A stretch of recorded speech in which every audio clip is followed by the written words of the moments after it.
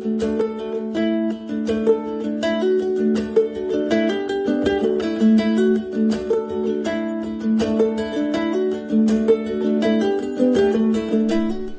what a beautiful day. I've just woken up and it is so calm out here on the deck. Anyway, I am putting together currently, you're about to listen to it, I'm putting together the episode for the podcast where we talk about our wedding. We got married, let me show you, on the weekend, and it was an amazing experience. And I had a few questions from some of the people who had seen that we got married on Instagram. Can you talk about what have you got on your face, mate? What have you got on your face? This is my folks' dog. Oh, he's got sand. He's been to the beach. So they were asking about talking about Western culture and marriage here. And so we didn't have the typical marriage, as you'll find out in this episode. But yeah, Kel and I sit down, we chat for about 24 minutes or so about the wedding, about marriage in Western society in Australia and also in Brazil as well. Hopefully you get heaps of vocab, heaps of expressions, different things to talk about marriage. If you guys are already married or going to get married in the future, this will be a good episode to learn about how to talk about those things. And you'll also obviously get to hear about what the day was like. So yeah, and apologies that I didn't get an expression episode out on Sunday. That was the day after the wedding. The wedding was on Saturday. And I didn't have enough time, had friends down, was entertaining them, was with Kel, and was also hungover and sobering up on the Sunday. Anyway, let's get into this episode.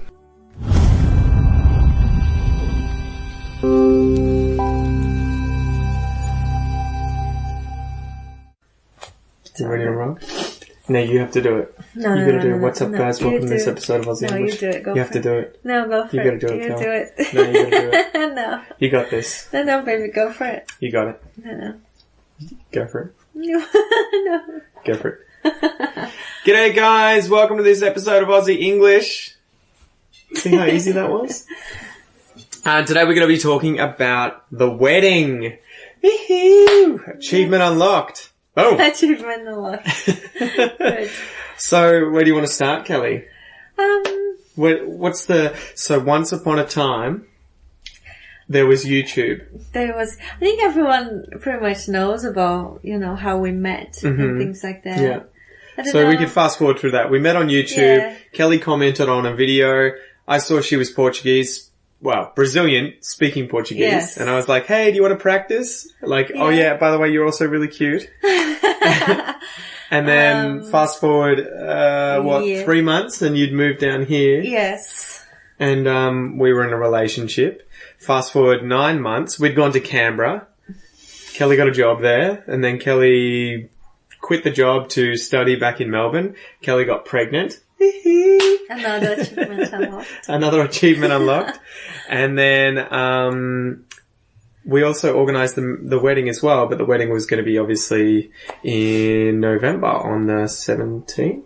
Yes. So the first idea we had was that, it was, we always wanted something really simple and low key and a lot of people, my family's not here, so... That was the difficult thing. Yes. We either get married in Brazil with all of your family, none of my family, or we get married here with all of my family, none of your family. But to go to Brazil, there would be a lot of money. Especially considering we would come back here. Absolutely. Yeah. So we decided to, just have a celebration here with your family and some friends of us, of ours. Mm-hmm. And, but we were going to do that at the, Magistry, I believe that's what it's called. It's called, yeah. We were going to go just to the, I guess the city hall or whatever it is and just sign the documents and just have it officially done without any big ceremony as such. But then we thought, well, we already living in Ocean Grove. Well, you found the celebrant. Oh, yes, true. The day we was going to Melbourne to, give the papers to the, registry, whatever, we realized we needed a celebrant. And there was a bit of a misunderstanding because on the website of deaths and marriages and births, whatever, they're not quite clear, like if you have to arrange your own celebrant or if you just give the papers, you sign everything and they arrange everything for you. Yeah. But basically I thought, well, we don't have a celebrant. We haven't arranged that. So I just Googled something like wedding celebrants and non-religious, whatever, in Melbourne. And because we didn't want to get obviously married at a synagogue, church, mosque or anything like that. It was just, we need someone who says the words, can do the documents, the legal documents, and then can obviously hand those in.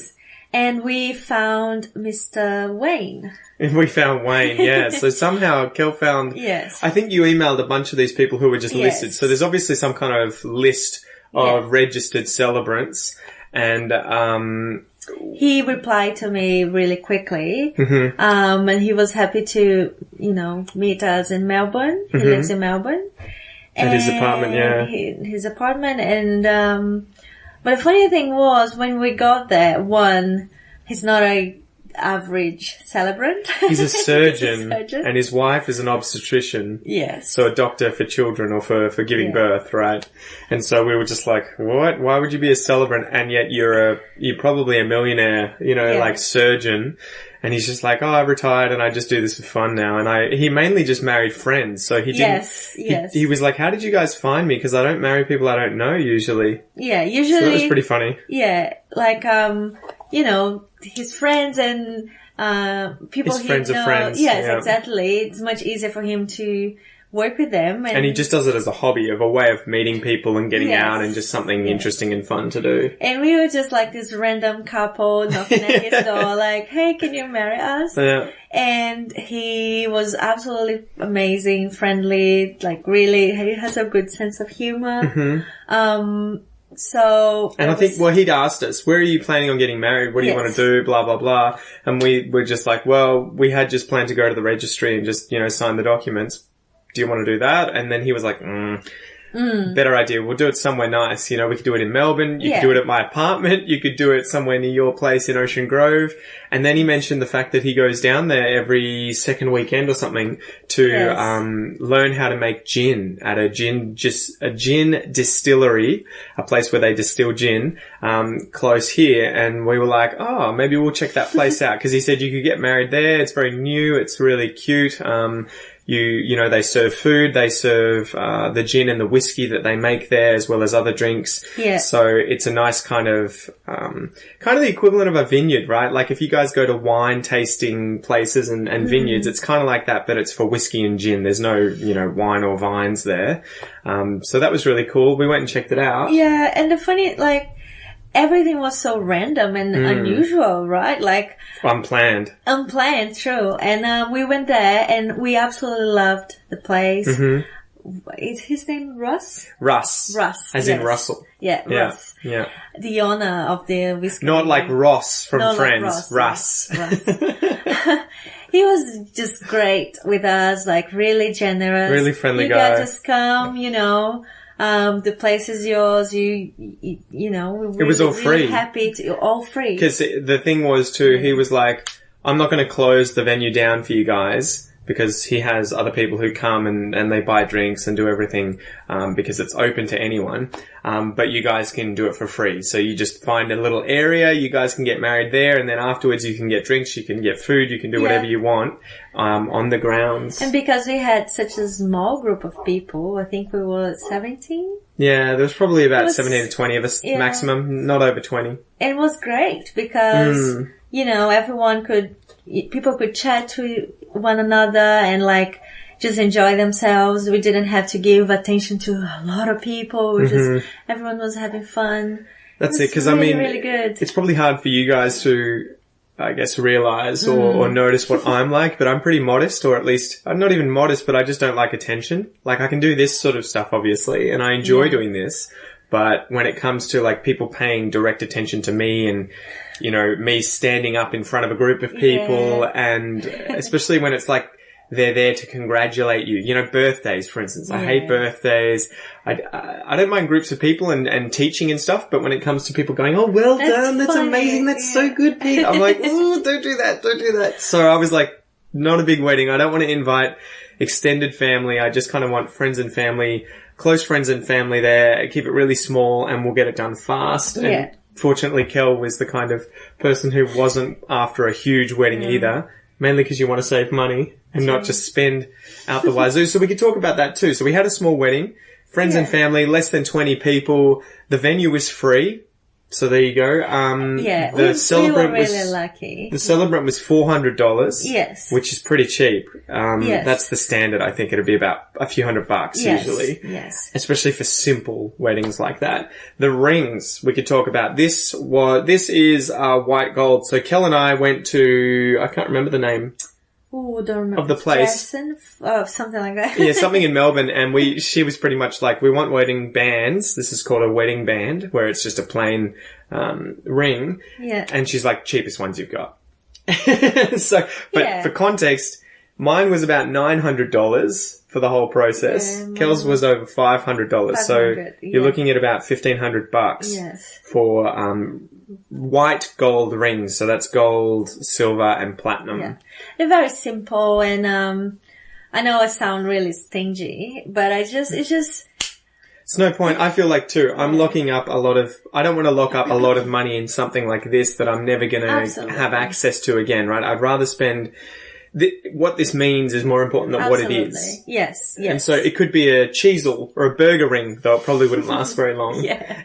And it's what it means more so, and I can spend that money on other things like holidays or Aussie English or clothes or baby stuff, whatever. I think having the being pregnant and, you know, very soon having a baby kind of, it's in my mind all the time, so I'm like, we can't keep putting the bank to zero. Yes. So, we spent that on the rings. We spent 400. So less than 2,000 for the rings and the celebrant. We're really lucky that your parents are really generous. So, my parents pay for the food and the drinks at the whiskery, but considering it was probably 20 people, each person probably had 2 drinks and a little bit of food. Dad probably didn't spend over $500, maybe a bit more than $500 if that. Yeah, if that. Yeah. Cause, the other thing, like, they were not, like, it's not an expensive place. It wasn't ridiculous. Affordable. No. And we didn't have all these meals coming out. The food was finger food. Yes, so the kind of food that you can just, comes out on plates like cheese platters, pizzas, and you can just take a little bit here and there. It wasn't like a 3-course meal. No.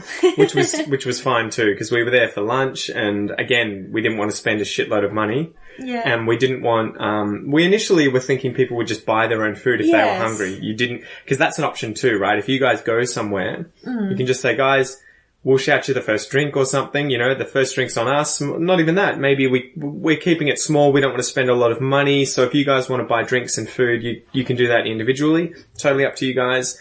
But Dad just surprised us and was like, oh, here's my credit card. If anyone wants to buy something, go for it. Here it is.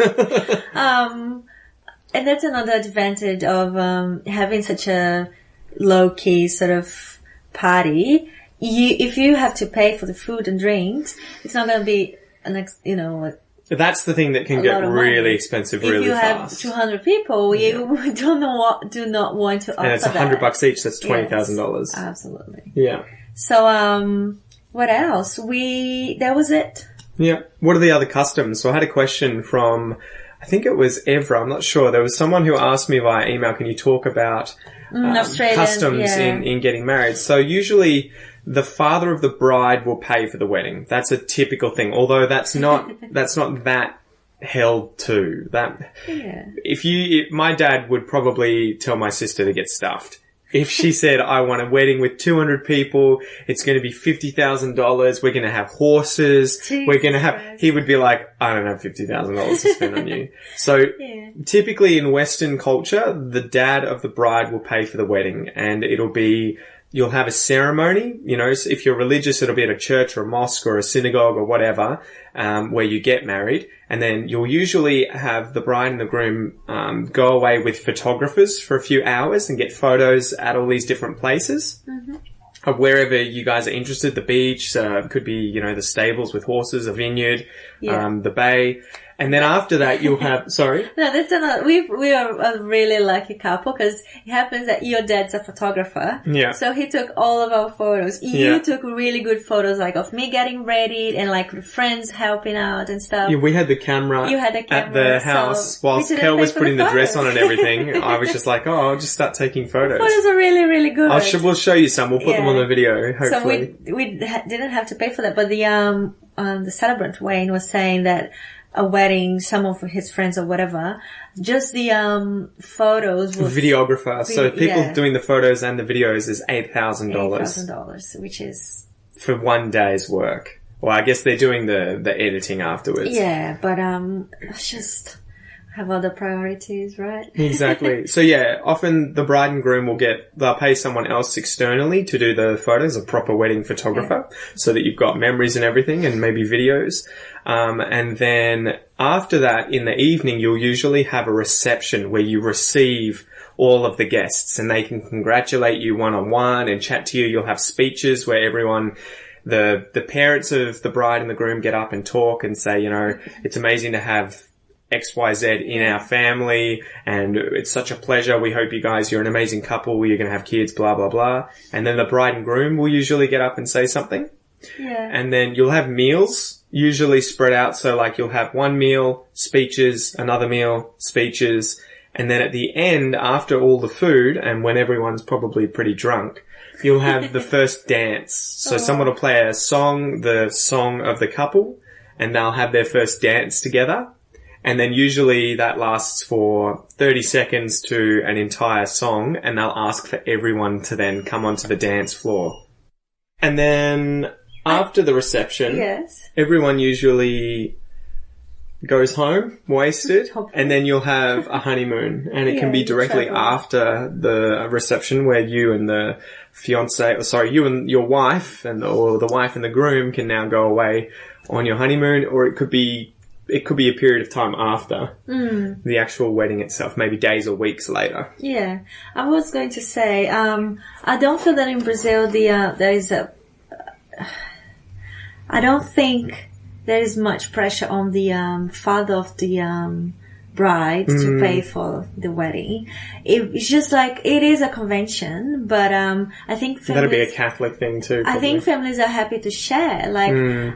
I would expect my parents to be happy to pay for a couple things and your parents paying for other things, but not like, oh yeah, that's my dad's job to do that. Or like even your dad's job. Like it's a very shared sort of, agreement or whatever arrangement, when someone get married, that the families share the costs. I think you could have that here too. You would just have to sort of talk about it. Yeah.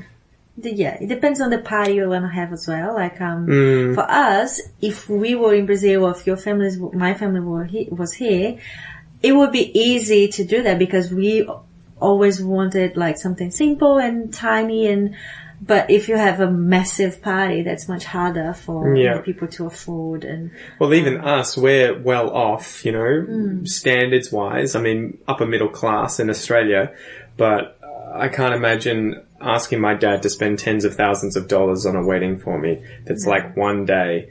You know, I would feel too guilty as an Australian or a Westerner doing that. I mean, and there are people who do that. We had a story. One of my friends who came to the wedding was telling us about her friend who spent $150,000 on their wedding. I don't even know how much money. Her husband or fiance at that time, she got him to sell an investment property that he had.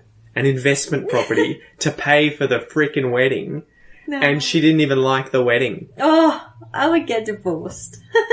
Next day. So that blows my mind. Spending that amount of money, and I think for them, it's obviously much more a status thing. Yes. And it's showing off to everyone and making sure everyone knows that you had all this money. Yeah. You don't have it anymore. And that's nothing, if you have the money, there's nothing wrong with having a big party and, you know. But I think if you have to sell an investment property to pay for the wedding, you don't have the money. But I'm saying, if you're rich and if you can afford that, go for it. It's beautiful. When you have all the photos and, videos and stuff. But for us, one, we don't have this money. Two, that's not a priority. And we're just not one of those people, right? Like, we're kind of like simple stuff, and we don't spend money on expensive things. So, we wouldn't be us if we were going to spend a lot. That would add another level of uncomfortableness to the experience if it were incredibly extravagant. And that was one of my favorite things about the wedding.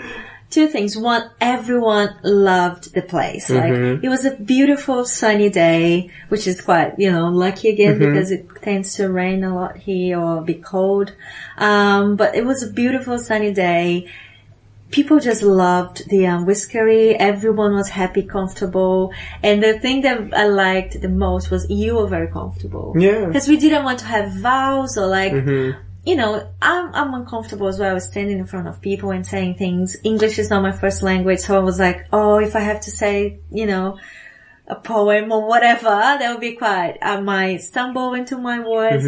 But we were really, really comfortable. I guess too, something worth talking about or mentioning too is that Wayne, the celebrant, what happened with that is that he reads out what marriage is, what it means, and the contract you're about to enter into. And then he repeats a certain set of sentences that I have to repeat after him. Yeah. And then Kel has to repeat after him as well. So I do mine first. It'll be like, I, Peter Smithson, voluntarily enter into this agreement, blah, blah, blah, blah, blah. And then at the end, it used to be that one of you would say, I do, and the other one would say, I do, but now it's just we do. We do. You say we do? Yeah. And then, at the end, we put the rings on each other's fingers. So I do Kel's finger, she does my finger, puts the ring on, and then he says, I now pronounce you man and wife, and presents us to the crowd. Yeah. Well, we had the option, if we wanted, we could have said something special to each other, like something that I had written or like about us, our story. The vows. So you can say like, I'll love you forever, and I would cut my left arm off to be with you. And some couples sing to each other, or I thought about that, and we've even thought about saying something Portuguese, just because people wouldn't understand you. Eu gosto de você, cara. We would be more comfortable, but then I'm like, I just want to get it done and enjoy the party, like, having time with people. So it was probably 5 or 10 minutes, and then we were having drinks and eating. Absolutely. That's it. And also to mention clothing, the standard sort of thing for Western weddings, the man will have a tuxedo of some kind usually, although it can be any kind of suit, really. So whatever you're comfortable with, and it may go from, having a tie, having a vest or a bow tie, having the jacket on, pants, everything like that. And the woman will usually have some kind of white wedding dress. Yes. And they can be incredibly extravagant all the way to pretty simple, and she'll usually have a veil on her head as well, sort of like white lace that goes over the face that he lifts up at the end to kiss her when you kiss the bride. I didn't have that. And the good thing too is Kel had a friend in Canberra that she'd met who was the same size as you and said, you can just use my wedding dress for free. So she had bought that wedding dress for probably $2,500 to $3,000. Yes. And Kel got to use it for free for that day, saving us a great deal of money. It fits perfectly. Yeah. Everyone will say, you look really nice, and I loved the photos, the dress and everything. So again, we were really lucky, and I'm quite, I really like reusing things and getting things secondhand. So when she offered, I'm like, you sure you want to do it? Because some people get quite jealous about, the wedding dresses and stuff. But you were just like, hell yeah, I'll use I'm this. just like, if you're comfortable with that, and she came to the wedding, her husband came, if it's not awkward for you, I would love to use a dress. And she was like, go for it. And it was perfect. And I just had a shirt and some nice chino pants. Yeah. Because I was like, we went shopping for me, and it got pretty easy to quickly spend thousands of dollars or hundreds to thousands of dollars on a suit. And Kel's like, No. She wouldn't even let me get a jacket. People think I control the finances. And I think you do to some degree, but I don't really care enough. Yeah. If I wanted it that badly, I would have pushed. Yeah, absolutely. So I ended up buying a nice shirt and some nice pants, and that was all I wore. I already had some nice shoes, and to be honest, I got those from Target or something, and they look really expensive, but they cost about $30, to be honest. Didn't know that. Yeah, so the whole wedding, I think all up, cost us maybe $2,000 and a bit. $2,000, I would say. $2,000 and a bit. That's about it. Yeah, considering we could have probably gone to $3,000 or $4,000 if we'd had to pay for a dress as well and for all the food, the venue and the venue and everything else. But yeah, so that was a wedding on a good budget. Absolutely, and it was much better than I expected. Yeah, it was absolutely amazing. It was natural, quick. Like the weather was beautiful. We were situated under this tree that was flowering with these purple flowers that were falling on the ground. That was pretty cool. Absolutely, I'm really happy with everything. It was everything I wanted. It was really nice. Yeah. And I guess that's about it. But yeah, hopefully you guys enjoy this episode. Hopefully there's a lot of information in here with regards to weddings, especially obviously Australian weddings, and hopefully. I would love to know what you think, I guess. So it'd be interesting. Do you guys want huge, extravagant weddings, or do you imagine having small weddings like ours that are pretty modest? Let us know in a comment below. Yeah, exactly. Make it easy for yourselves. Make it easy. Spend the money on something else. Buy a house, buy a car, buy a camera, go on holiday, have babies. Do other things. Exactly. It's your day. You can do whatever you want. And I think that's an important an important thing too is that it ultimately is your day. And you should definitely take control of it and say, I'm going to do what I want to do, not what I think others want or not what other people want, and then try and impose on you as well. And don't compare yourselves to someone I know had this massive party. If that's not you and the things, if you believe in other things, I would much rather have a small party with a tiny group of people. Go for it. Exactly. No one has nothing to do with it. It's your party. Yeah. Anyway, thanks for joining us, guys. We'll see you soon. Woohoo! High five. Done. Locked in. Alright guys, so I hope you enjoyed that episode. I would love to know if you guys have gotten married or if you're thinking of getting married. Give me your opinions, give me your views, tell me your experiences, and what's marriage like in the country that you're from. I can imagine that it is completely different in places like Russia or China or India. So yeah, let me know what you think in a comment below, a comment on Facebook, whatever it is, and I will be getting back into the routine of podcasts and videos as usual this week. As usual, yeah. Anyway, thanks for joining me. Banjo's looking pretty chuffed. Look at this. You gonna say goodbye? You gonna say goodbye, mate?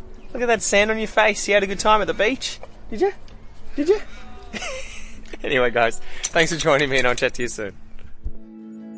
And it's all just smoke and illusion, and you've still got a hold on me. I really should have said